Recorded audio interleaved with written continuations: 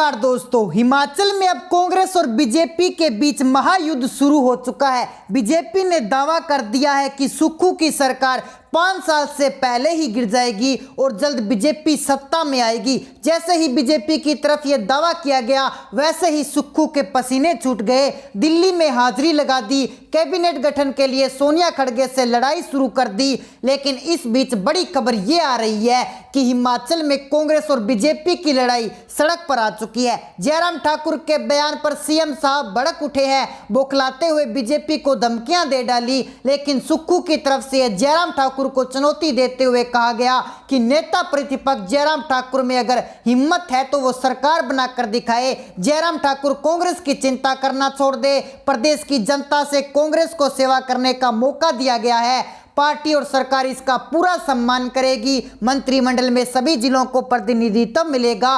विधायक पूरी ताकत के साथ जनता की सेवा में जुट चुके हैं। कुर्सी जाने का डर अब सुक्खू के बयानों में भी साफ साफ नजर आ रहा है। भारी भीड़ में वो ऐसे ऐसे बयान दे रहे हैं कि अब उनके ही नेता सुक्खू पर हंस रहे हैं। बीजेपी को धमकी देने के साथ साथ सुक्खू ने दिल्ली में सोनिया गांधी और खड़गे के सिर में भी दर्द कर दिया। जोर देकर अपने नेताओं को मंत्रिमंडल में शामिल करने की सिफारिश कर रही हैं, रिपोर्ट भी पेश कर रही हैं। लेकिन सुक्खू ने जिन नामों की पेशकश की है, उन नामों पर आलाकमान की सहमति नहीं बनी है। अब आलाकमान सुक्खू के फैसले का ही विरोध कर रहा है, जिससे कांग्रेस की स्थिति बिगड़ती ही जा रही है। एक तरफ अंदरूनी लड़ाई तो वहीं दूसरी तरफ बीजेपी के एक्शन प्लान ने कांग्रेसियों की रातों की नींद उड़ा दी है। आगे ट्विस्ट पर बात करें उससे पहले बीजेपी के पूर्व सीएम जयराम ठाकुर का बयान भी आपको बताते हैं, जिसने हिमाचल का सियासी पारा हाई कर दिया है। जयराम ठाकुर का कहना है कि हो सकता है कि भाजपा को सत्ता के लिए 5 वर्षों का इंतजार ना करना पड़े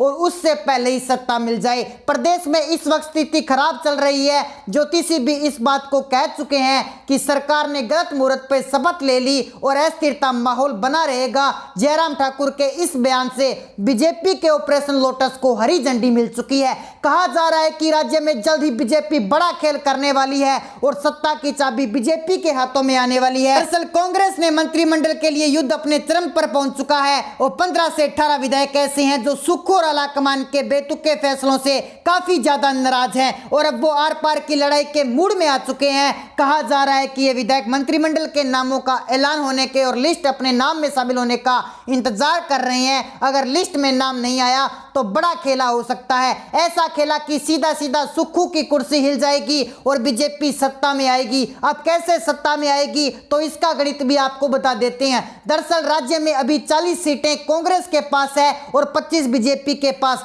तो ऐसे में बहुमत के लिए बीजेपी को 35 विधायकों की जरूरत पड़ेगी।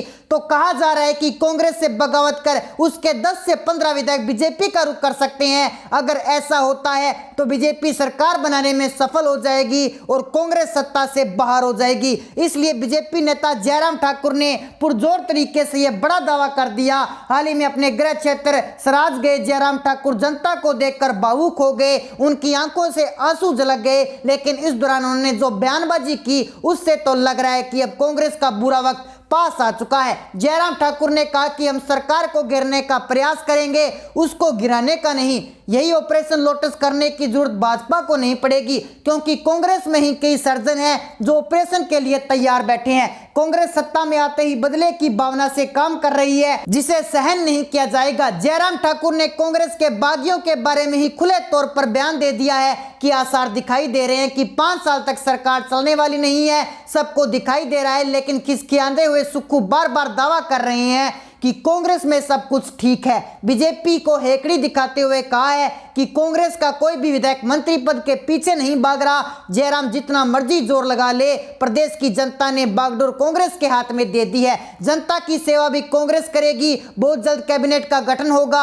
अब ये तो वक्त बताएगा कि आगे हिमाचल में क्या होने वाला है, लेकिन इतना जरूर पता है कि जो भी होगा बड़ा मजेदार होगा। जितना कांग्रेस की जीत पर कूद रहे थे, अब उतना ही वे बगावत से परेशान हो चुके हैं। कहा जा रहा है कि बीजेपी की किस्मत चमकने वाली है। इन लोगों को हवा 31 दिसंबर को कांग्रेस में मचे बवाल ने दे दी, क्योंकि अब 31 दिसंबर को कांग्रेस में ऐसा क्या हुआ वो हम आपको बता देते हैं। दरअसल सुक्खू ने न्यू ईयर के बहाने सभी 40 विधायकों के लिए पार्टी रखी, पर्सनली सबको फोन करके पार्टी में आने का न्योता भी दिया, लेकिन खबर सामने आई कि कांग्रेस के कुछ बागी विधायक ना तो सुक्खू का फोन उठाया और ना ही पार्टी में शामिल होने आए, और ऐसे में सुक्खू के लिए गए फैसलों का विरोध करना शुरू कर दिया। ये विधायक इसलिए बगावत पर उतरे क्योंकि कैबिनेट में इन्हें शामिल करने की दूर दूर तक कोई भी बात नहीं हो रही, और ये विधायक ये मांग कर रहे हैं कि कैबिनेट में इन्हें शामिल किया जाए। अब ऐसे में लोगों ने सुक्खू को सबक सिखाने की ठान ली है, जिससे हिमाचल कांग्रेस 3 गुट में बढ़ चुका है। एक तो खुद सुक्खू का अपना गुट,